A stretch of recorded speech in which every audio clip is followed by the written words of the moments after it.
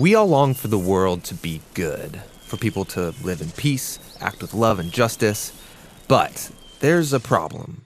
Something compels us humans to constantly wreak havoc and destruction instead, and we call this evil. And from the Bible's point of view, evil ruins things in at least two ways. There's a direct effect of our evil, like when someone steals from another person, they've created injustice. Yeah, therefore, they owe something to make it right. But there's another indirect effect of evil, because they've also ruined the environment of the relationship, creating a lack of trust, there's emotional damage. It's like vandalism, and they need to make that right, too. Now, many people believe, hey, God is good. He should be the one to just get rid of all the evil in the world. But let's be honest. The evil that I see everywhere out there, it's the same evil that's inside of me. We have all contributed, and we keep doing it. And so this kind of puts us in a bind. If God's going to rid the world of evil, he'll have to get rid of us. And this is what's so remarkable about the story of the Bible.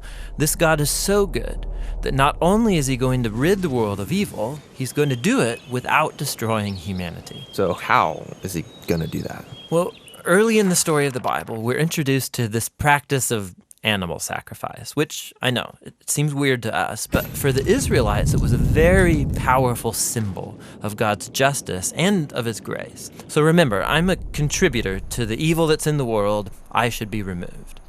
But God is allowing this animal's life to be a substitute. It's symbolically dying in my place. And the biblical word for this is atonement, which means to cover over someone's debt.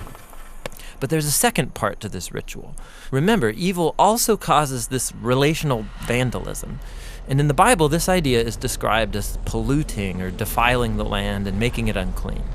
So the priest would symbolically wash away the vandalism by sprinkling the animal's blood in different parts of the temple. So the animal's blood is cleaning things? Well, remember, this is a symbol, and it's a symbol that we're not used to. The blood represents life. And the sprinkling of the blood is this representation of how God is cleaning away these indirect consequences of evil in their community. In the Bible, this process is called purification. And so the temple and the land now become a clean space where God and his people can live together in peace. So this ritual makes things right between Israel and God. And more than that, the Israelites experience God's love and his grace through these symbols. And by being forgiven, ideally, this would compel them to become people of love and grace too. Right, that's the ideal, but it wasn't always happening. Right. So the prophet Isaiah, for example, he talks a lot about this. He opens his book by saying that the continual sacrifices of the Israelites had become meaningless because they were also allowing great evil in their midst, ignoring the poor and the oppressed. Even the Israelite kings were distorting justice. But Isaiah looked forward to a day when a new king from the line of David would come and deal with evil, but in a surprising way. The king would become a servant. And not just serve, but also suffer and die for the evil committed by his own people. And his life would be offered as a sacrifice. And this is the promise Jesus believed he was fulfilling. He's the King of Israel, suffering and dying on the cross. In fact, Jesus himself used Isaiah's words when he said that he came to serve and give his life as a ransom for many. And that word ransom refers to his sacrifice of atonement. And so all over the New Testament, we hear about how Jesus' death was an atoning sacrifice for us. It covered the debt that humans owe God for contributing to all of the evil and death in his world. But the New Testament authors also talk about Jesus' death as providing purification. And so we hear about Jesus' blood as a symbol of his life, having this ability to wash away the vandalism that evil has caused in us and around us, so we can now live at peace with God. So that's the meaning behind Jesus' death. But there's more to the story. Yeah, the New Testament makes this powerful claim that Jesus' death was not final. He rose from the dead. And so he's the sacrifice who broke the power of death and evil, which means that he lives on to offer his life to anyone who will accept it. He is the perfect sacrifice to which all the previous sacrifices were pointing all along. So because of Jesus, the early Christians stopped participating in the ritual of animal sacrifice. But they were given new rituals. There are two that Jesus taught his followers to perform. The first is called baptism. Just as Jesus died, so going into the water becomes this personal connection you now have to his death. And in coming out of the water, you, so to speak, come back to life with Jesus. So baptism is the sacred ritual that joins your story to Jesus' death and his resurrection.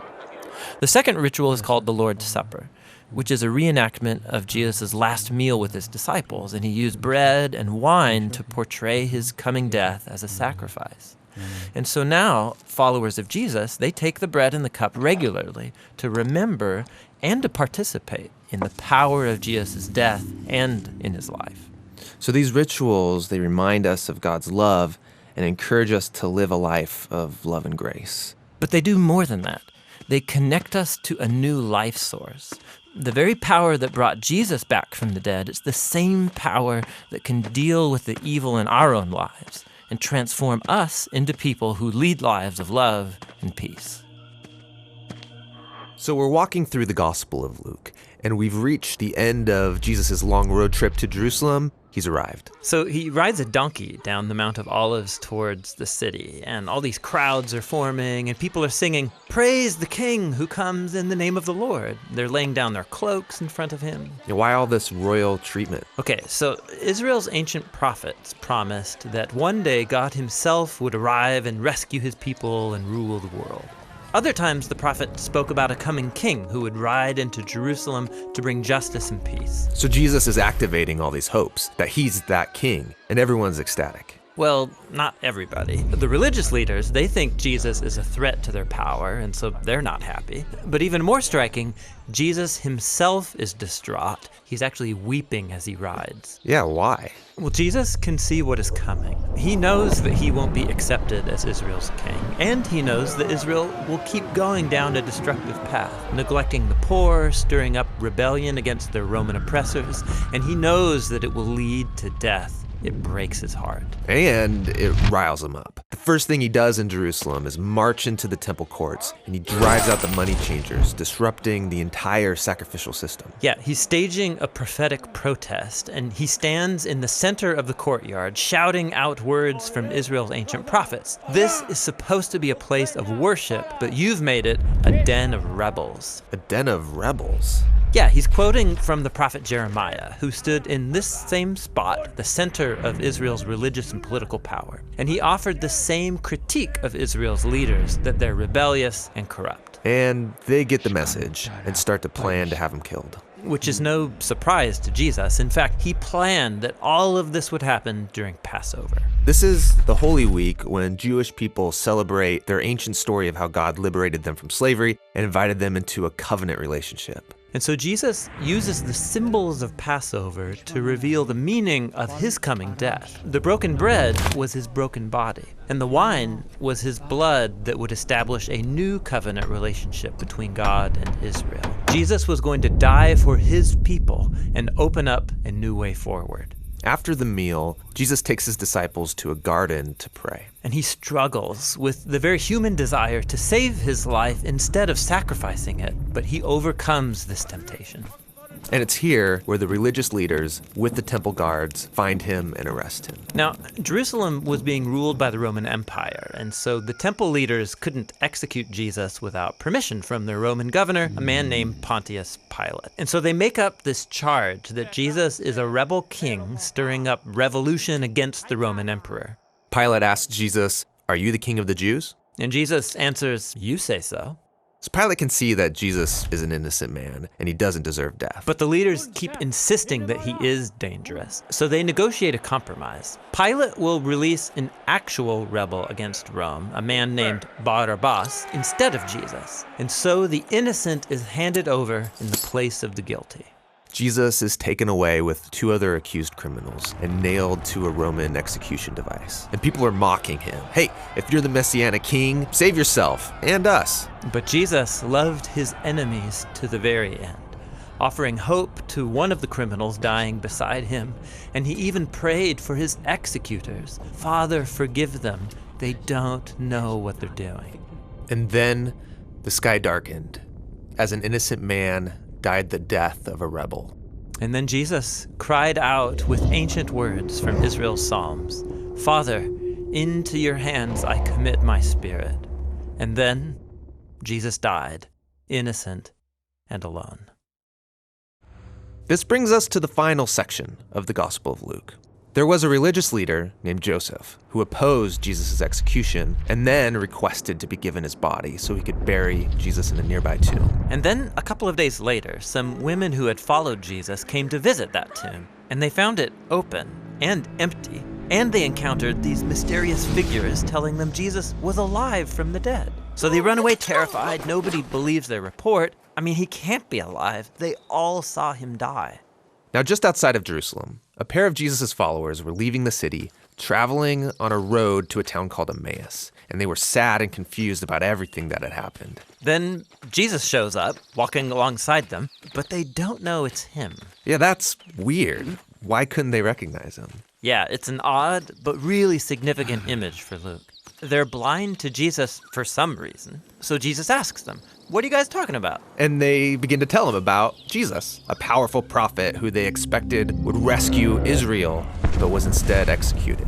Some women say he's alive, which is crazy. It's all too much. We're going home. So Jesus tries to explain that this is what the Jewish scriptures had been pointing to all along, that Israel needed a king who would suffer and die as a rebel on behalf of those who actually are rebels. And then he would be vindicated by his resurrection so he could give true life to those who would receive it. But it's still not making sense. They're as confused as ever. Which leads to the scene where they sit down for a meal with Jesus. He takes the bread, he blesses it, breaks it, and gives it to them, just as he did at the Last Supper. Yeah, this is the image of his broken body, his death on the cross. And it's when they take in the broken bread, that's when their eyes are open to see Jesus. Then he disappears, and the episode's over. So this is a story about how it's hard to see Jesus for who he really is. Yes, this is brilliant. I mean, how could God's royal power and love be revealed through this man's shameful execution? How could a humble man become the king of the world through weakness and self-sacrifice? It's very hard to see. But this is the message of the Gospel of Luke. It takes a transformation of your imagination to see it and embrace Jesus' upside-down kingdom. The Gospel of Luke ends with Jesus and all of his disciples together over another meal. And everyone's freaking out about his resurrected body. I mean, he's still a human, but way more. Yes, he's passed through death and come out the other side, a walking, talking piece of new creation. And then Jesus tells them that he's going to give them the same divine power that sustained him, so they can go out and share the good news of God's kingdom with other people. After this, Luke tells us that Jesus was taken up into heaven, which is a cool exit and all, but why disappear into the sky? So in the Old Testament, the skies are the place of God's throne. They're above everything. So this is Luke's way of showing that Jesus has been enthroned as the divine king of the whole world. His followers stay in Jerusalem, worshiping God and Jesus, waiting for this new power, and this is where the gospel ends. Now, Luke is going to write about how they receive this power and take the news out into the world, and that's what his second volume, the Book of Acts, is all about.